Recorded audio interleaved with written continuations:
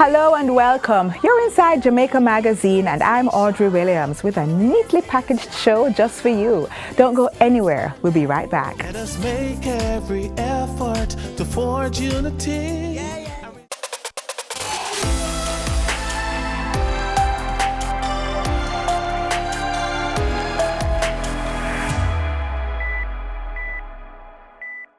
On Get the Facts this week, we continue our discussion on the recently tabled Bail Act 2022. Minister Marilyn Malahou-Fort is still with us, answering all the questions you may have about this important piece of legislation.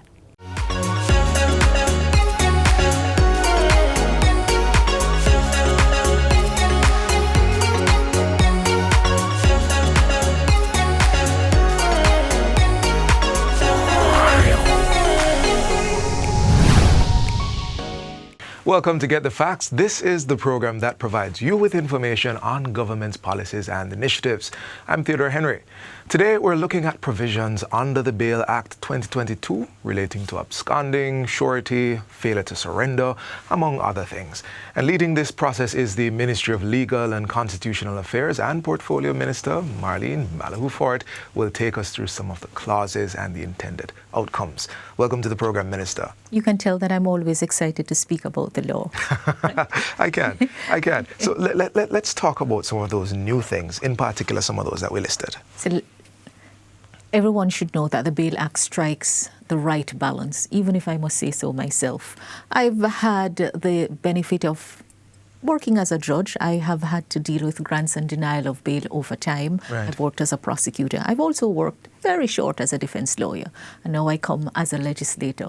So all of the experience I've gained and listening very closely to complaints on both sides of the case, Yes. defense and prosecution, this new Bail Act strikes the right balance.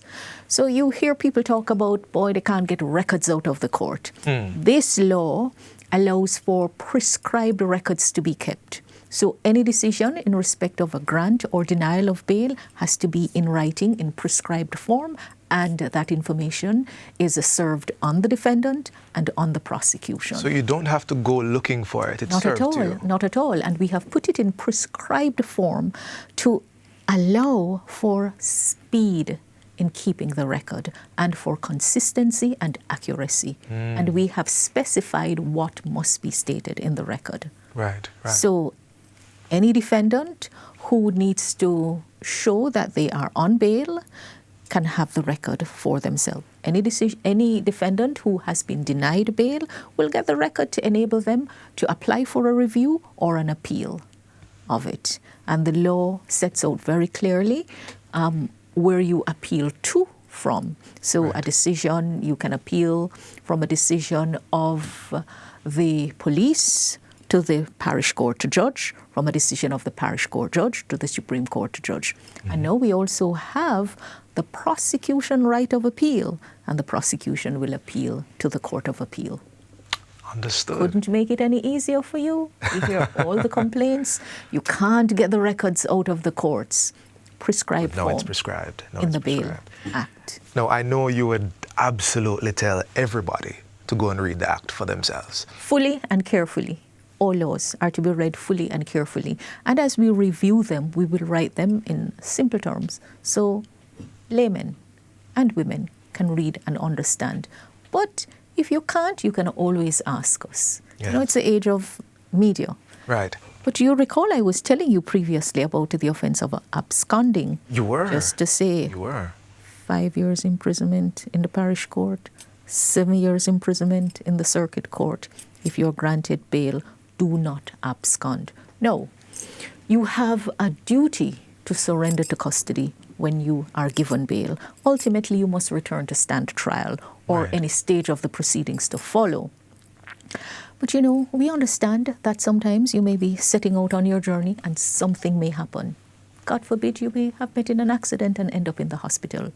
This new law gives you the benefit of the doubt. If you fail to surrender to custody, you're given an opportunity to surrender at the next earliest opportunity, because the date that you are to go back will be set in the record. And for any offense that has been created, you're given defenses under the law. striking the right balance. Right. So you know that when a decision is taken, let it not be said that the law was unfair to you. You have responsibility for your own conduct. No grant of bail is to be treated lightly. I want to ask you about the engagement of the public in this discussion on the new Bail Act. What's the aim here? As you indicated, and I reiterated, the law is being reviewed by a joint select committee of both houses of Parliament. Yeah. And we have advertised for persons to come in, read the law, tell us what you think. If you have had an encounter with bail and you want it to be considered, we send special invitation to certain persons. The Bar Association of the Jam Bar and the regional bars, the faculties of law, persons who keenly look at the law to see if they strike a right balance. But anyone may come. Anyone may come. Yes. I don't have to be a lawyer. We are trying to be as permissive as possible, though the review is going to be time-bound. But at the end of the day, we want our laws to be owned by our people because laws regulate conduct and laws are there to protect. And bail is not an instrument of punishment nor of reward. Right. It really is saying that in certain circumstances, the Constitution permits you to be deprived of your liberty, even though it has given you a right to be free and a right to move around. But in certain circumstances, that right can be clawed back. And any right that you have must be responsibly used. You do not exercise your right to the detriment of someone else having a right. And the government would like you to understand. So you're not entitled to just walk around and do as you please and commit crime, especially if you have been charged with an offense. And by the way, let me tell you, the new law has revised absconding, and if you abscond bail, bail is denied. If you breach a condition of the bail is going to be denied. Yes. Revoked, in fact, revoked. And the offense of absconding carries imprisonment. And it will run consecutively to the offense for which you were on bail. All right. We also have new provisions in relation to those who will stand surety. Yes. And I'll just say that if you are a parent of a minor and you consent to standing surety, then you also are under obligation to ensure that the child complies with any condition of bail imposed. All these more are contained in the bill. Minister, we're going to take a very brief break here. The conversation with Minister of Legal and Constitutional Affairs, Marlene Malahoo-Fort, continues on the other side of this break. We're getting the facts on the Bail Act 2022. Stay with us.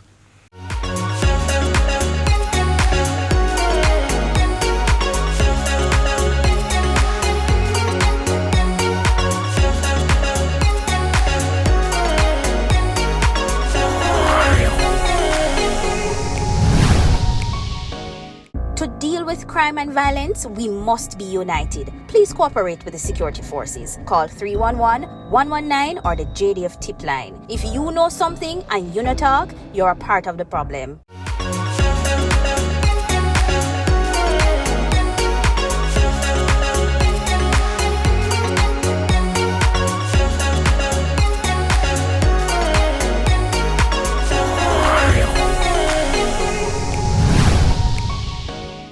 Welcome back to Get the Facts. We are discussing measures being taken to strengthen our laws with special focus on the Bail Act. Still in studio is Minister of Legal and Constitutional Affairs, Marlene Malahoo-Fort. So let's pick up on our conversation. While we were talking, you mentioned judge only. You mentioned different levels of bail, I'm sorry. Right. JP can grant, police can grant, and a judge can grant. Right. Are there any distinctions? There are some offences. The law currently has it, but we have clarified and just added other offences. So at the back of the Bail Act, the new Bail Act, by the way, until the law is passed, is referred to as a bill. Right. And when it is passed by both houses of Parliament, it becomes an act. and it takes effect. So there are schedules at the back, and you will see offences, you will see forms, and you will see offences set out. And we have in the second schedule, part 1, offences in respect of which bail may be only granted by the judge. For example, murder offences under the Treason Felony Act, under the Malicious Injuries to Property Act, and then we have listed a number of new offences under the New Firearms Yes, Act. yeah. You will also see offences for which you cannot get bail after you have been convicted. But you could only get bail after conviction if you were on bail before and you have lodged an appeal. The reasons for bail or the denial of bail that you mentioned would be served. Would that document have this information? The date? Certainly. It would give you, if bail is denied, it would indicate the ground on which bail is denied, because the law sets out very clearly what the court must take into account, what any deciding official is to take into account. You know what we have also done? They say the best way to prevent abuse is not to invite it. And because bail may be granted not only by the court, but also by the police and a justice of the peace. Right. And in particular for pre-charge bail, we have specified the conditions that may be granted by the deciding official, who is a police or a justice of the peace. And then we have given a little more latitude to the court, where the deciding official is a judge, for any other condition that is thought appropriate. Striking the right balance. Striking the balance. And you were speaking about liability for absconding from bail. You mentioned 5 years or 7 years as prison time. Yes. And I wanted us to actually and it will juxtapose run it after the time that you will have to serve if you are convicted for the offence that you are on bail. But just before we talk about that, I wanted us to talk about what obtains before. So now you're saying it's 5 years to 7 years. Before it was... you're going to get a fine, probably 12 months, etc. Not so bad. In fact, when we were preparing the law, I recall being told of how many files existed for persons who had absconded at the circuit court. And that is why the offence is also triable at the circuit court. But let us look on how we have struck another balance with the law as you get the facts. Sure. So you may be granted bail with a surety or in your own surety. That is when somebody else, vouches for you and is placed on the responsibility as far as possible to ensure that you comply with any conditions set. Such a person can apply to be released from the obligations of a surety, and the law sets out. And you will also be released after the case has come to an end if there is an acquittal or a conviction. And also if the case has been dismissed and a certificate of dismissal is issued. And just to say to everyone who is charged with an offence, if you go to court and judge throw out the case, make sure you get a certificate of dismissal. The law provides for it in standard form. Many do not get it until they're applying for a police record and something shows up. Right. We have indicated that, we have pointed out that a certificate of dismissal exists. And if you stand surety and the person has been acquitted and is issued that certificate of dismissal, you would be released of your obligations as a surety. And there is also another circumstance in which the Director of Public Prosecution may stop the case by issuing what is called a nolle prosequi. If one such is issued, then, and you stood surety, you would be relieved of your obligation. The law also has new provisions around the property that can be used for surety. Can't use the same one over and over unless the court permits it, and unless it is of sufficient value to cover the sum of the bond. But that's interesting. You say we can't use the same one over and over, as in it's a lot of rascality that's out there, So do you mean I can't use this surety for this case and then that case, or I can't? Because if there is a breach, there is a liability for the surety to be forfeited. Clarification in the law. Let me tell you, when we strike the right balance, we're also closing the loopholes. So what can I say? Read it fully and carefully. And if you have any questions, I'm on Twitter. You can always DM me. I'm on Facebook. You can send a query to the Parliament. We'd only be too happy to answer any question that you have. And my final question, for those who are invited to come and read the bill and give their feedback outside of digital channels, are they to come to You can send, if you have read the Bail Act 2021 and you have a comment, you can write to the Parliament and you can send that comment to the Houses of Parliament at Gordon House, Duke Street. All right. But like I say, you know, the whole goal is to ensure that people know the law, that they take ownership of the law, that we who are passing the law, because we're your representative in the House of Parliament, and the Parliament's primary function is to pass laws for peace, order, and good government. So we will listen to you. Your lived experience matters. And at the end of the day, our aim is to move Jamaica from lawlessness to lawfulness, from chaos and disorder to order, to ensure that we can all enjoy this piece of paradise that we're gifted with as our island home. So, hope you get the facts. And if there's anything else that you want to know, feel free to contact me. We're in Parliament and your Parliament is televised. Or you can come to JIS. Why not? Interviewer will only be too happy to pass on the information. Absolutely. It's on our website, it's on our YouTube, or if you would like, you can come here as well. This has been Get the Facts. Our guest has been Minister of Legal and Constitutional Affairs, Marlene Malahou-Fort. Again, you are encouraged to read the bill for yourself. You are invited to make your comments and your submissions. And we want to thank you for watching. And until next time, I'm Theodore Henry. Take good care.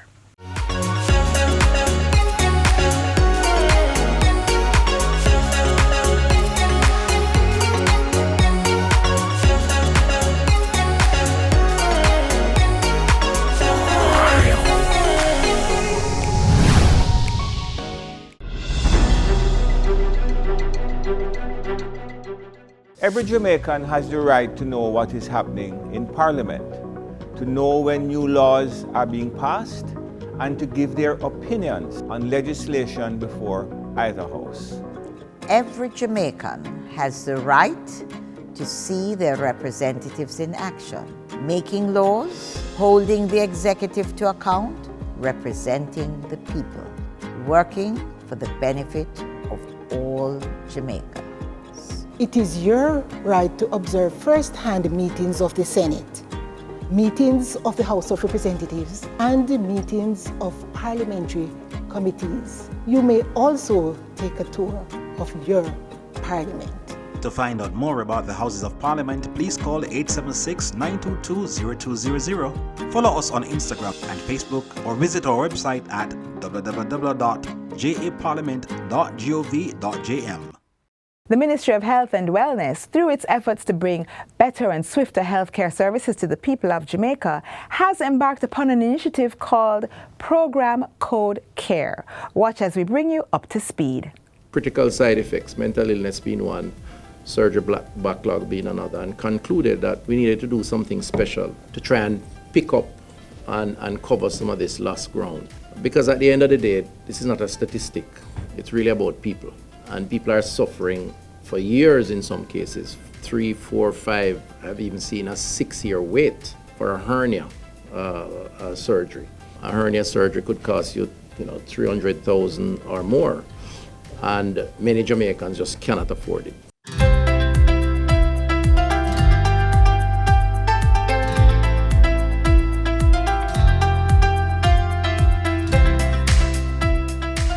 Because COVID has amplified that challenge, we went up to about 7,000 or 8,000 people waiting, and we picked out the ones that were the longest waits, but also some of the less complicated procedures, because we also appreciated that we wanted to minimize inpatient care.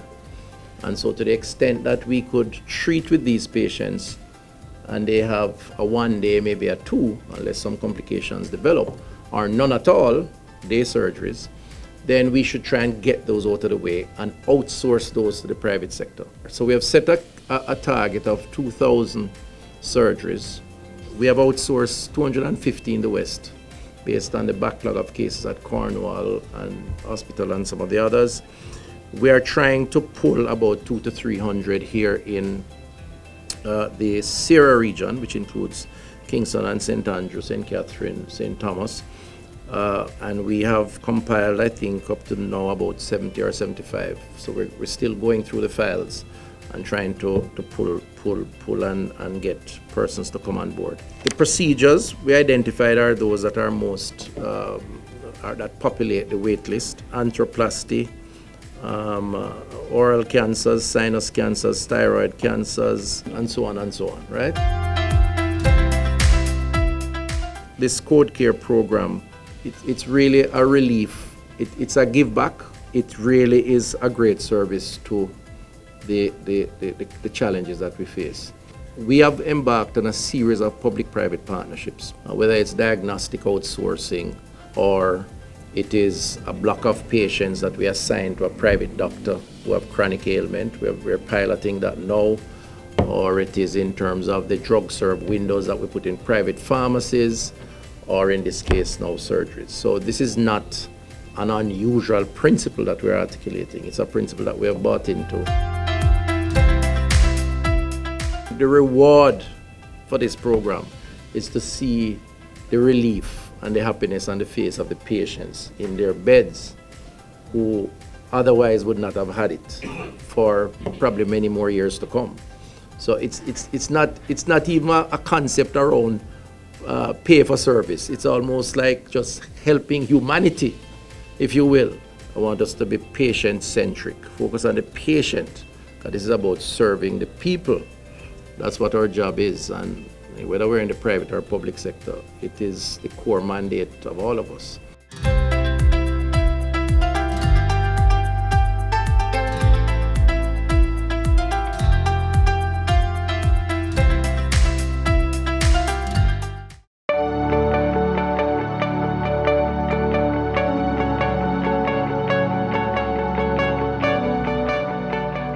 We long recognize that we will not be truly able to construct a digital society unless we treat with the issue of identity. And if we treat with identity in such a way that not only are we able to identify our citizens, but we're able to do it using the technology at our disposal. So unfortunately, we have over the years, instead of developing a database that was developed for identity, we have developed functional databases that we have then used for identity. So we've developed our voters ID, our voters database, we've developed our driver's license, we've developed our passport, and because we have no centralized identity verification service, we use those identifiers to identify us. Unfortunately, because that's not the most efficient way, it has led us to develop inefficient systems. So we've developed systems that say you need 2 identifiers to prove that you are who you are. We've developed systems that say you need a justice of the peace, not only to give you a letter, but you need to take a picture and you need to carry in the picture, and the JP needs to write on the back of the picture that this is who they say they are. Stamp it, seal it, and you go about your merry way. Very inefficient way of doing business. It costs us time, money, and just the processes are not optimized so that we can be doing the best for our citizens. So we want to get rid of those archaic processes by developing a centralized database that was designed to prove that you are who you say you are.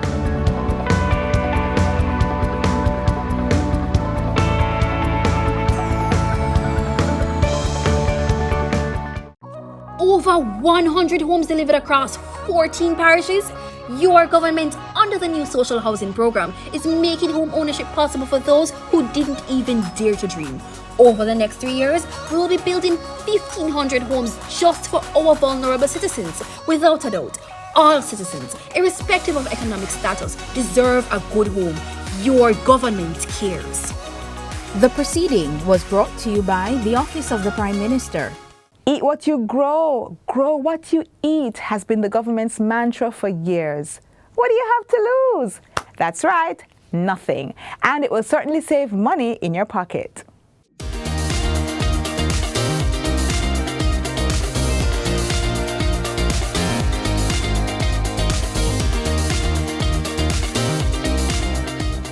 Growing smart does not require a big farm. A small patch of land in your backyard, couple pots, and you can be on your way to harvesting produce for the dining table. Whatever and however much you manage to grow, put it to good use, cooking up healthy traditional or new dishes for the family to eat. It's what Cara has been doing.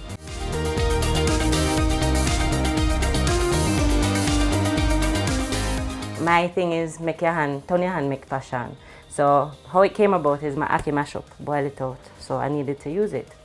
And I came up with Alfredo. And it is vegan, it's healthy. Every ingredient that I have in here, it's local. So I'm gonna start off with, or you can use any onion. I just think the red onion looks nice. So I'm going to just julienne this because I want it to stand out.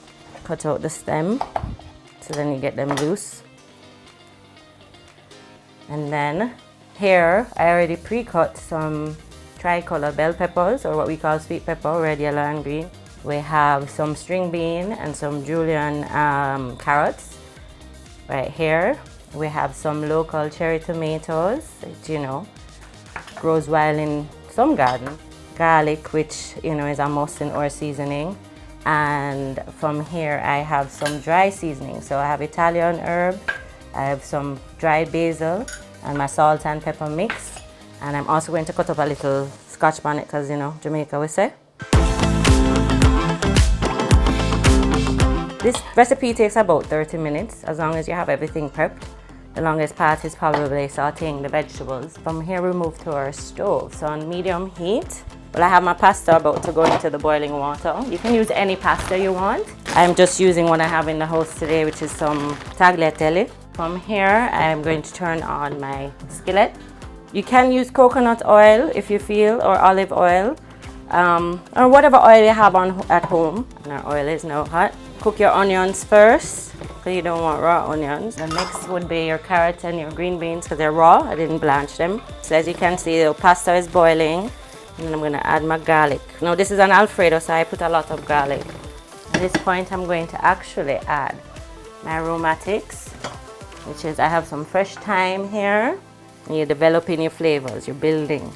I'm going to also add my dry herbs, which is my Italian and basil. At this point, if you have extra ackee, I'll put a little bit in there. And you can use any vegetable you want.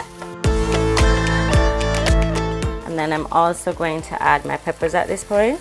And then I'm going to check my pasta, which is about al dente right now. And at this point, you can add your coconut milk from your coconut tree if you have any coconuts that are dry. I also have my scotchy. You can put as much or as less as you want.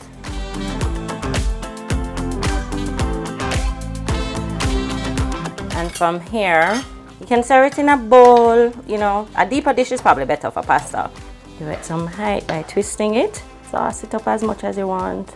So I'm going to garnish it with my basil, my fresh basil. This is called chiffonade, where you ribbon it. You can also garnish with parsley, which I have growing at home as well. And clean up your plate, don't be like me. And there you have it, ackee pasta Alfredo. And there are other dishes like this one that you can use ackee to create, such as curry ackee pasta, the traditional saltfish with ackee, and here is something you may not hear of often, ackee pockets with cocoa bread. The message to our consumers who depend on us to provide wholesome and nutritious food to their household is not just to eat, but to eat smart.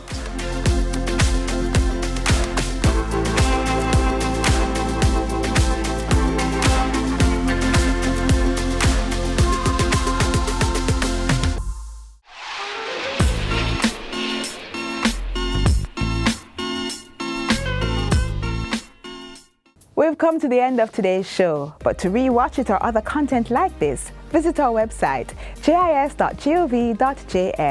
Be sure to join us tomorrow on this same station for another exciting installment of Jamaica Magazine. From all of us here at the JIS, have yourself a wonderful Sunday. I'm Audrey Williams. See you next time.